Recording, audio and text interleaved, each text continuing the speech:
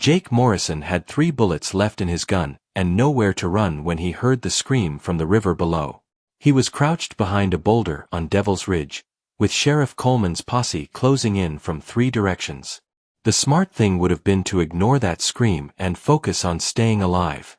But Jake had never been accused of being smart. The scream came again, high and desperate, cutting through the desert air like a knife. Jake peered over the boulder and saw her in the rushing water below. A woman in a white dress, struggling against the current that was dragging her toward the rocks.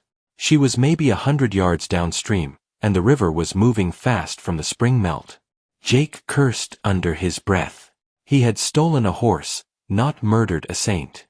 He didn't deserve to hang for horse theft, and he sure didn't deserve to watch an innocent woman drown while he hid like a coward. The posse was maybe 10 minutes behind him. 10 minutes to climb down the ridge, save a drowning woman, and somehow escape on foot through open country. It was impossible. But Jake Morrison had built his reputation on doing impossible things. He holstered his gun and started climbing down the rocky slope, half sliding, half falling toward the river. Behind him, he could hear Sheriff Coleman shouting orders to his men. They had found his hiding spot. In a few minutes, they would see him down by the water, and then it would all be over. The woman had gone under twice by the time Jake reached the riverbank. Her white dress billowed around her like a burial shroud as the current swept her toward a cluster of jagged rocks that had killed more than one traveler over the years. Jake didn't hesitate. He kicked off his boots and dove into the freezing water. The current hit him like a fist, spinning him around and dragging him downstream faster than he had expected. The woman was maybe 20 feet ahead of him now, her dark hair streaming behind her as she fought to keep her head above water.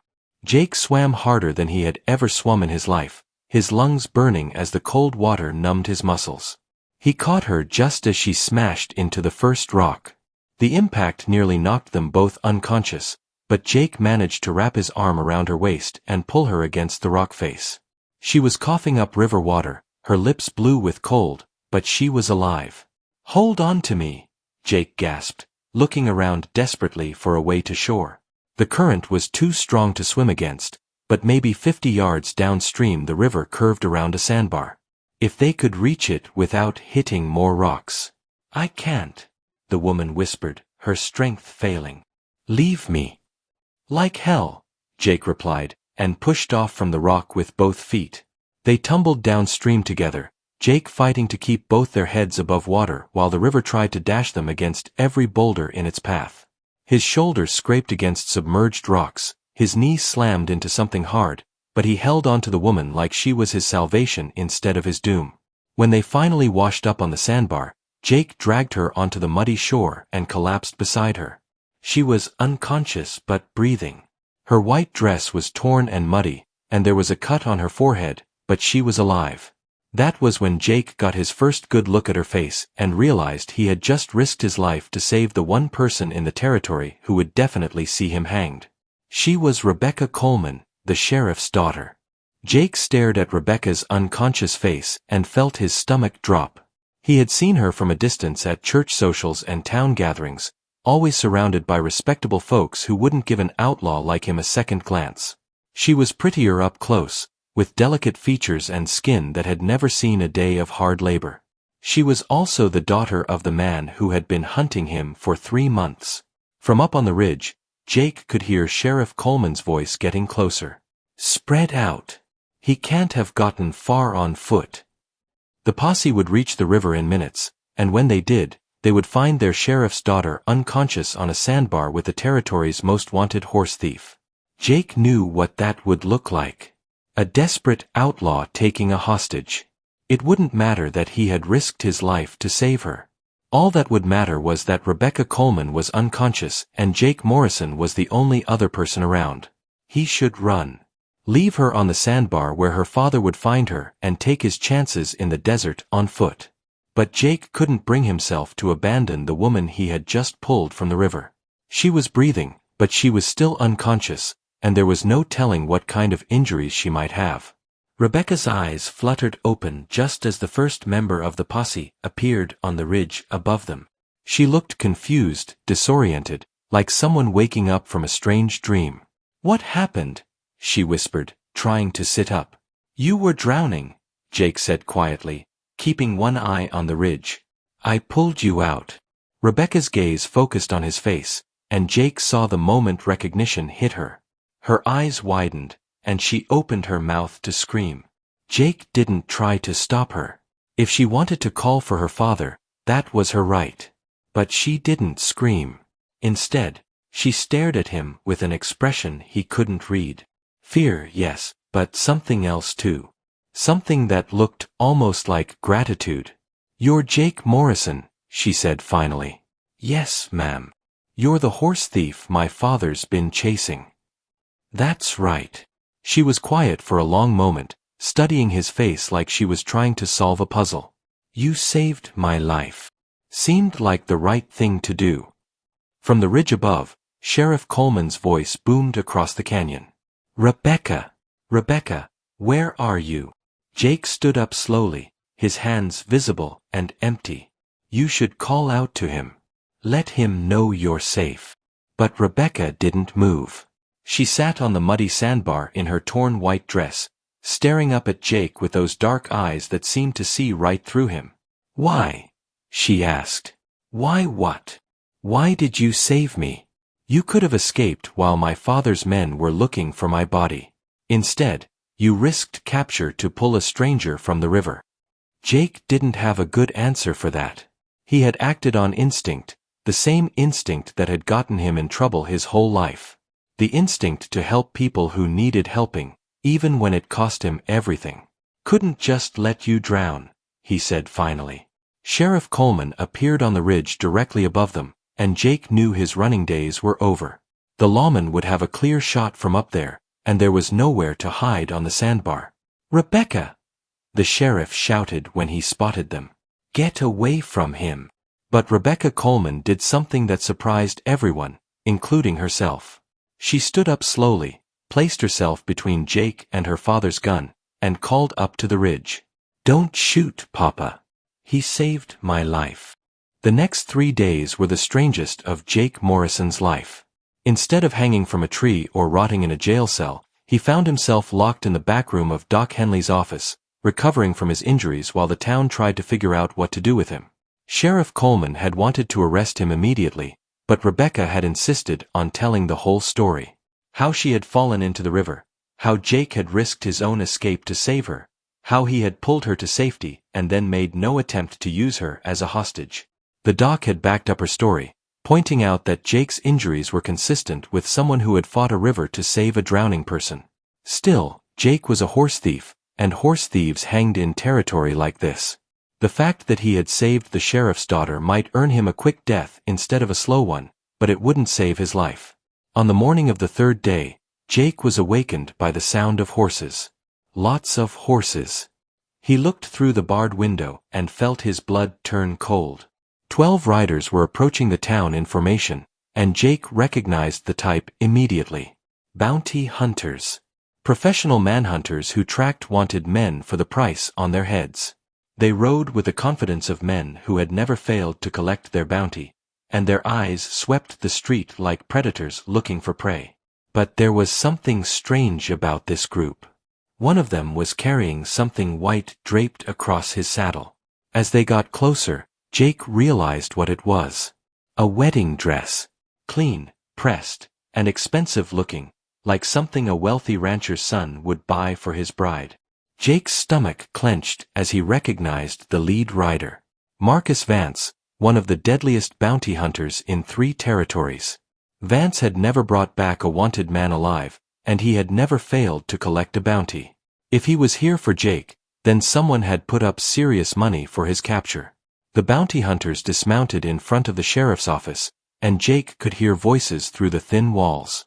He couldn't make out the words, but he could hear the tone. Businesslike. Professional. The sound of men discussing a transaction. A few minutes later, Doc Henley entered the back room with a worried expression on his weathered face. "Jake, we got a problem," the doc said quietly. "Those bounty hunters aren't here for you." "What do you mean?" "I mean they're here for Rebecca Coleman." And they're carrying a wedding dress that her fiancé sent along with specific instructions. Jake felt something cold settle in his stomach. What fiancé? Thomas Garrett, son of the biggest rancher in the territory. He's been courting Rebecca for months, and apparently, they were supposed to be married next week. So why are bounty hunters carrying her wedding dress? Doc Henley sat down heavily on the room's single chair. Because according to Marcus Vance, Thomas Garrett hired them to bring Rebecca back to his ranch whether she wants to go or not. Seems he's got some kind of legal claim on her, and he's tired of waiting for her to come around. Jake stared at the doc in disbelief. You're telling me that Rebecca Coleman is being hunted by bounty hunters because she won't marry some rancher's son? That's about the size of it. And there's more.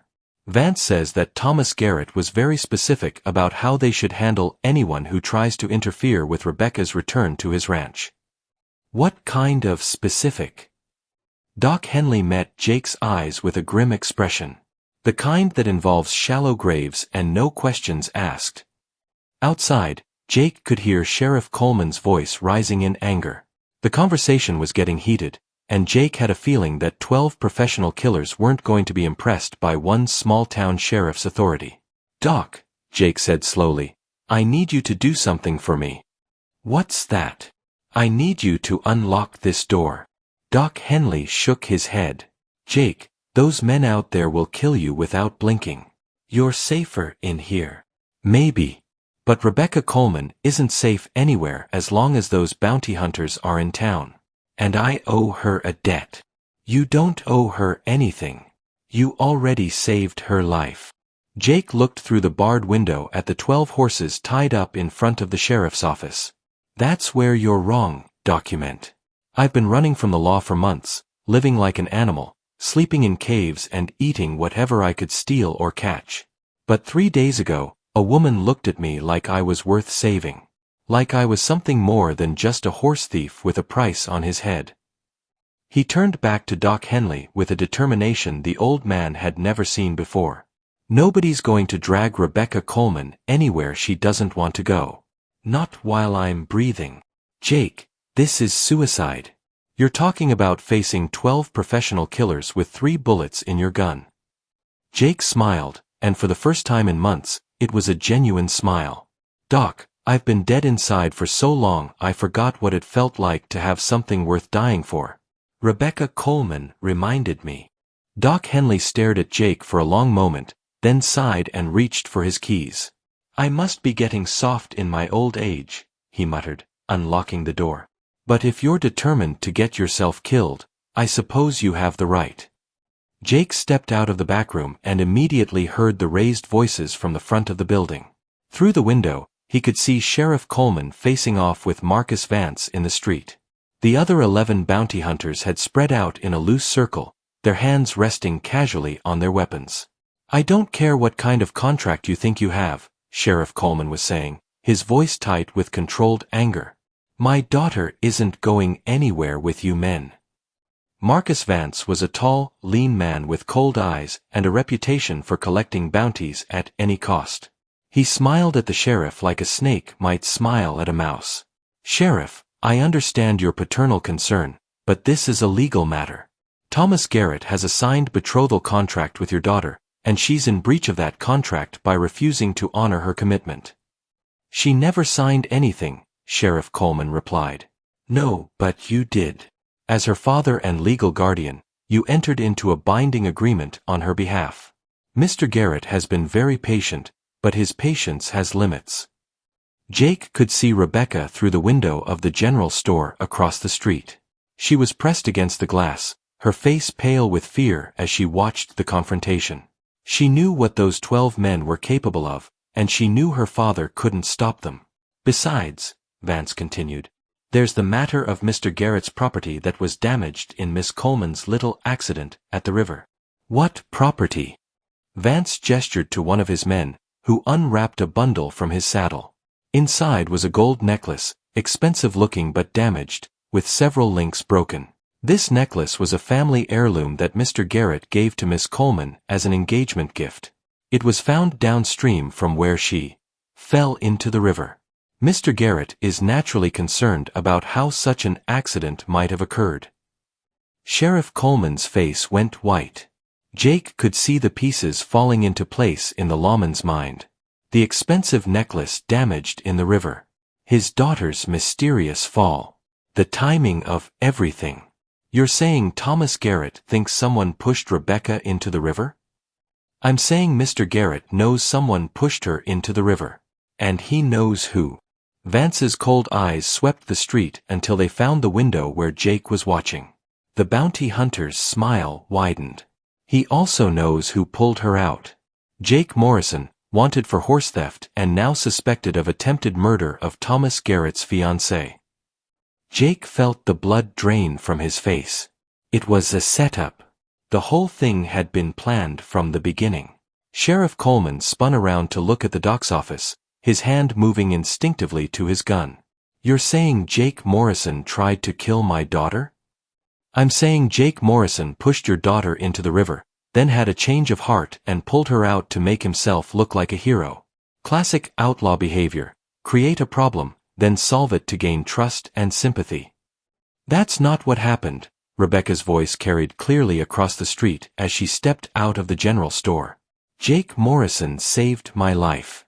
He didn't push me into that river. Vance tipped his hat to her with mock courtesy. Miss Coleman, with respect, you were unconscious during most of the incident. You may not remember exactly how you ended up in the water. I remember everything, Rebecca said firmly, walking toward the group despite her father's frantic gestures for her to stay back. I remember slipping on wet rocks while I was trying to get away from someone. The implication hung in the air like smoke. Rebecca had been running from someone when she fell into the river. Someone who might have pushed her. Someone who might have wanted her to drown. Vance's smile faltered for just a moment, but he recovered quickly. Miss Coleman, you've been through a traumatic experience. Sometimes our memories play tricks on us when we're frightened. My memory is just fine, Rebecca replied, her voice growing stronger. I remember exactly who was chasing me when I fell into that river. And it wasn't Jake Morrison. One of the other bounty hunters shifted nervously in his saddle. Jake noticed the man's eyes kept darting between Vance and Rebecca, like he was worried about something. Miss Coleman, Vance said, his voice taking on a harder edge. Mr. Garrett is waiting for you at his ranch. He's prepared the wedding ceremony for tomorrow evening, and he's made it clear that he won't tolerate any more delays. And if I refuse to go? Vance gestured to his 11 companions. Then we'll be forced to escort you there for your own protection. Mr. Garrett is concerned that certain criminal elements in this town might try to use you to avoid prosecution for their crimes. His meaning was crystal clear. If Rebecca didn't come willingly, they would take her by force and blame Jake Morrison for kidnapping her. That was when Jake stepped out of the doc's office and into the street. Jake Morrison walked into the street with his gun holstered and his hands visible. 12 bounty hunters turned to face him, their weapons ready, but Jake kept his eyes on Rebecca Coleman. Miss Coleman, he said quietly, before these men take you anywhere, I think there's something you need to know about your fiancée. Marcus Vance laughed, but there was tension in the sound. Morrison, you're in enough trouble already. I wouldn't recommend making it worse with wild accusations. Not wild at all, Jake replied, stopping about 20 feet from the group. In fact, I think one of your own men might want to tell the story. Jake looked directly at the nervous bounty hunter who had been shifting in his saddle. The man was younger than the others, with the kind of face that hadn't quite learned to hide guilt yet. Go ahead, Billy, Jake said, surprising everyone by knowing the man's name. Tell Rebecca what Thomas Garrett paid you to do 3 days ago. The young bounty hunter, Billy, went pale. I don't know what you're talking about. Sure you do. You see, I wasn't the only one watching the river that day. I had company on that ridge. Someone else who was supposed to make sure Rebecca Coleman never made it out of that water alive. Vance's hand moved toward his gun, but Jake wasn't finished talking. The plan was simple, wasn't it, Billy? Push Rebecca into the river during her morning walk, make it look like an accident, then collect your payment from Thomas Garrett. Problem was, you didn't count on having witnesses. You're lying, Billy said, but his voice cracked. Am I? Then why don't you tell everyone what you were doing on Devil's Ridge 3 days ago? Why don't you explain how you knew exactly where Rebecca would be walking that morning? Rebecca stared at Billy with growing horror. You were there. You were watching me. I saw the whole thing, Jake continued. Billy here followed you down to the river, waited until you were close to the water, then grabbed you and tried to push you in. When you fought back, you both slipped on the wet rocks. Billy managed to catch himself, but you went into the water. That's when Billy realized he had a problem. He was supposed to make your death look accidental, but if anyone found his footprints by the river, they might start asking questions. So he ran back up the ridge to wait and make sure you drowned. Sheriff Coleman's face was murderous as he stared at the young bounty hunter. Is this true? Billy looked around desperately at his companions, but none of them would meet his eyes. Even Vance seemed to be distancing himself from the younger man. Billy, Rebecca said softly. Why? Why would Thomas want me dead? Jake answered for him.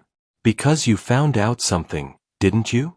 Something about Thomas Garrett that made him realize you'd never willingly marry him. Rebecca's eyes widened as memory flooded back. The books. I saw his ranch's account books when I was visiting last week. He's been stealing cattle from smaller ranchers and selling them as his own. He's ruined dozens of families. And when you confronted him about it, Jake continued, he realized you were a threat to everything he'd built. A dead fiancé was tragic. A living witness was dangerous. Vance tried to regain control of the situation.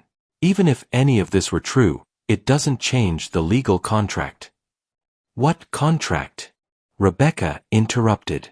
A contract to marry a man who tried to have me murdered? Billy finally broke under the pressure. He paid me $500, he burst out. Said it would look like an accident and nobody would ever know. I didn't want to do it, but $500. The confession hung in the air like a death sentence. Vance's face went cold as he realized his entire mission had just collapsed. Sheriff Coleman drew his gun with lightning speed, pointing it directly at Billy's chest. You tried to murder my daughter. Wait, Rebecca said, stepping forward. She looked at Billy with something that might have been pity. You didn't go through with it. When you saw Jake pulling me out of the water, you could have shot him and finished the job. But you didn't. Billy nodded miserably. I couldn't. When I saw you fighting for your life in that water, I realized what I'd almost done. I couldn't kill someone for money. I'm not that far gone. Marcus Vance spat in the dust. You're all fools. Thomas Garrett has money and influence. You think one coward's confession will bring him down? Maybe not, Jake said quietly. But 12 witnesses to attempted murder should be enough to get people asking the right questions. 12 witnesses? Vance looked around at his men. You think these men will testify against their employer? I think they will when they realize they were hired to help cover up a murder. Men like this don't mind hunting wanted outlaws, but conspiracy to commit murder is a hanging offense. One by one, the other bounty hunters began to nod. They were hard men, but they weren't stupid. Thomas Garrett had made them accessories to attempted murder without telling them. Rebecca walked over to Jake, her torn dress fluttering in the desert wind. You knew, didn't you? You figured it out while you were locked up. I suspected. Thomas Garrett's the type of man who sees people as property. When his property started thinking for itself, he decided to replace it with a more obedient model. And you risked your life to save me again. Jake smiled. Seemed like the right thing to do.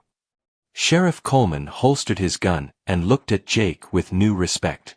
Morrison, I've been chasing you for 3 months. But any man who would risk his life twice to save my daughter's life isn't the kind of criminal I need to worry about. I still stole that horse, Sheriff. Horse belonged to Thomas Garrett, didn't it? Jake nodded. Well, considering that Mr. Garrett just tried to have my daughter murdered, I'd say that horse was payment for services rendered. Case closed. Rebecca stepped closer to Jake, close enough that he could smell the wildflowers in her hair despite everything she'd been through. What will you do now? She asked. Jake looked around at the 12 bounty hunters, at Sheriff Coleman, at the town that had almost seen him hanged. Then he looked at Rebecca Coleman, the sheriff's daughter who had looked at him like he was worth saving. I think I might stick around for a while, he said. This town seems like it could use someone to help keep an eye on things. Rebecca smiled, and Jake Morrison realized that sometimes the best way to stop running from your past was to find something in your future worth running toward. 6 months later, when Jake Morrison married Rebecca Coleman in the same church where she was supposed to marry Thomas Garrett, the whole town turned out to celebrate. Even Marcus Vance was there, having traded his bounty hunting career for a job as deputy sheriff under Coleman. As for Thomas Garrett, he was serving 20 years in territorial prison for conspiracy to commit murder, cattle rustling, and fraud. Billy testified against him in exchange for a lighter sentence and spent his time in jail learning to read and write. But that's another story for another day. If you enjoyed this tale of redemption on the frontier, make sure to subscribe to Tony Tells Tales for more stories where courage is tested and heroes are found in the most unexpected places.